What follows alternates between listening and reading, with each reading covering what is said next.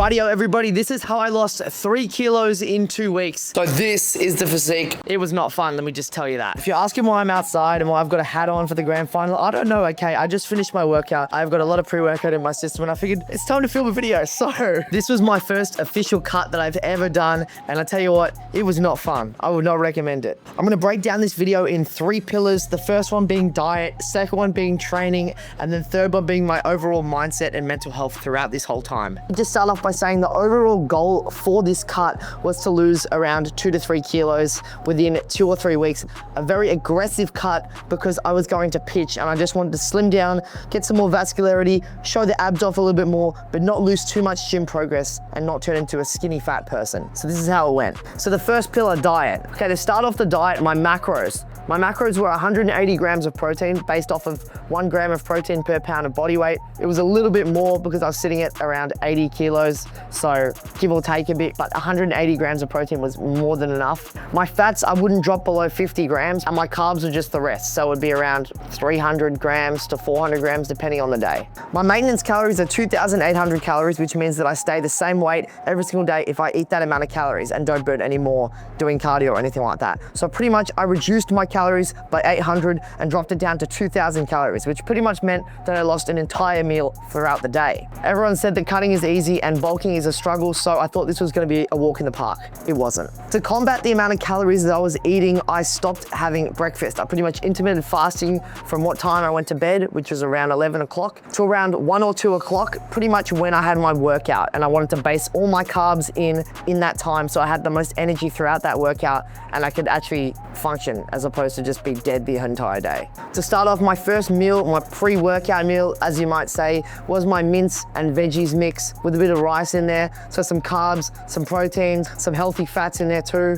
Everything was good. That meal was about 800 calories with about 106 grams of protein in it. So I like to go off the ratio of the 10-to-1 protein ratio. This means because this was 106 grams of protein, it needs to be under or on 1,000 calories. And it was 800 calories, so I was happy. Had roughly about 38 grams of fat and 22 grams of carbs. This meal consists of 400 grams of extra lean beef mince, about 2 eggs around 4 portions, so about half an egg each proportion, half a carrot, some shredded eat lean cheese, and some taco spices with some veggies and about 125 grams of rice per serving. I literally just made mum's anabolic lunch they should have packed you when you were in like year 6. Didn't taste amazing, but you know what? For being my first meal and being on prisoner of war calories, basically starving, it tasted amazing. Off to the gym we went. I get back to the gym, let's say around 3 or 4 o'clock, and I try and last as long as I can before I can eat and before I'm hungry and crashing out about absolutely everything and I can't function. I'd have my second meal about 4 or 5 o'clock, and it was usually either another meal prep of like chicken and rice or either like a steak or something like that.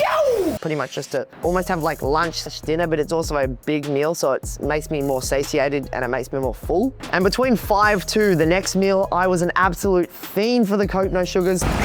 I was popping about 5 Coke No Sugars, just trying to get off my mind that I'm so hungry and that I could eat literally anything right now. I'd also be chewing gum in this time too, just to suppress my appetite even more. For dinner, depending on how many calories that I was at for the night, I would either have 3 or 5 chicken breasts. This comes into roughly about 150 grams of protein. So that meant that I was hitting my last meal. And while I was doing that, I was also snacking on a bit of lettuce, get the greens in. And then throughout the rest of the night, I would just snack on carrots. Carrots after carrots. They're barely any calories, a little bit of carbs because I was always low on my carbs for some reason. I just decided I didn't like feeling energized, but that was it. That was my 3 or 4 meals if you count a snack in there. And that's what I did for the next 2 weeks. It was not fun, let's just say. Okay, the second pillar, training. How did I go about it while I was doing my cut? Pretty much, I didn't change the way I trained. I did an upper-lower split. I've been doing an upper-lower split for the past couple months. Progress has been exactly the same. And because I maintained an intensity,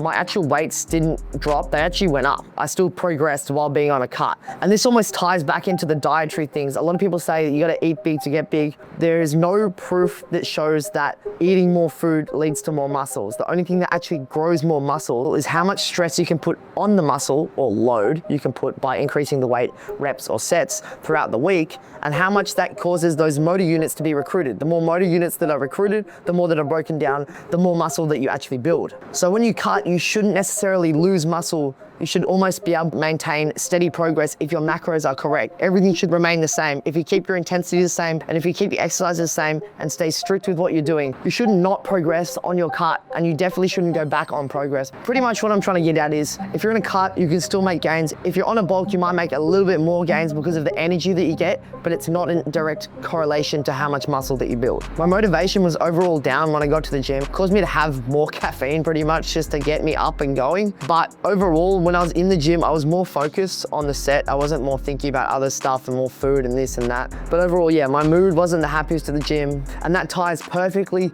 straight into the third pillar, my mental health. How did I cope with it? How was everything going in my brain? Let's explain. During the first couple of days, my mental health was not the best. I was craving food. I was angry. I was agitated. I was anxious. I didn't want to do anything. I felt like I had no energy. So this was only for 2 weeks, so it wasn't that bad, let's just say, but it definitely wasn't good to start off. I also was really hungry because I couldn't eat the food. I wasn't actually hungry because my body was telling me I was hungry. I was hungry because my body was saying, well, I can't eat that, so I want that. You know, the principle of like, if you want something that you can't have, that's what I was feeling. That feeling of being able to not have freedom wasn't very nice, to be honest. But when I did eat my meals, it was absolutely delicious no matter what I ate. Could have ate like pretty much raw chicken, I still would have loved it. After every meal, there was a trick that I found out that Woody Weason told me. As soon as you finish your meal, just chug a bunch of water and it fills your stomach up so you feel a bit more full. And also trying to eat food slower, because when you eat it fast, you can't necessarily feel that you're full. So eating it slower means that you get to, you know, metabolize it a bit slower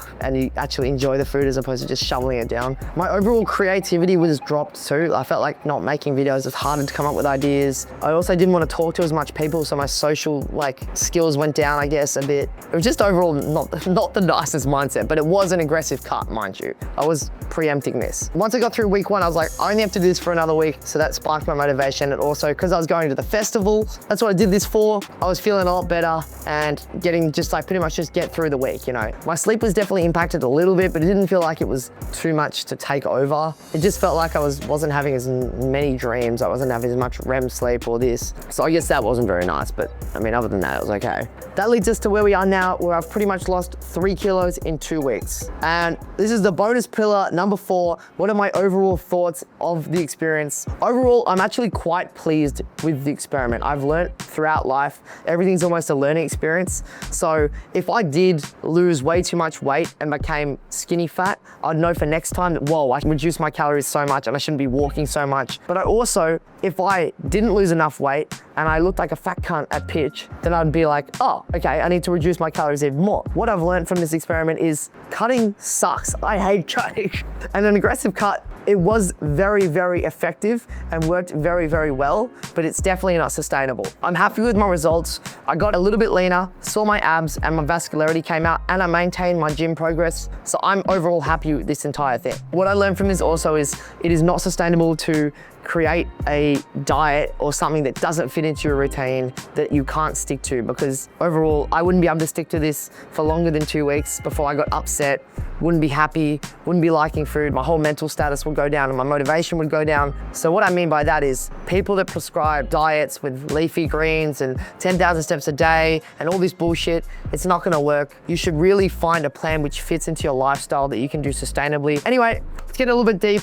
But hope you're all having a wonderful night. I really appreciate you sticking around. If you enjoyed this video, I really appreciate it if you like, comment, subscribe. Hope you're all having a wonderful day, and I'll see you in the next video. I'm gonna go drink a Coke no sugar now. Have a great night, everybody.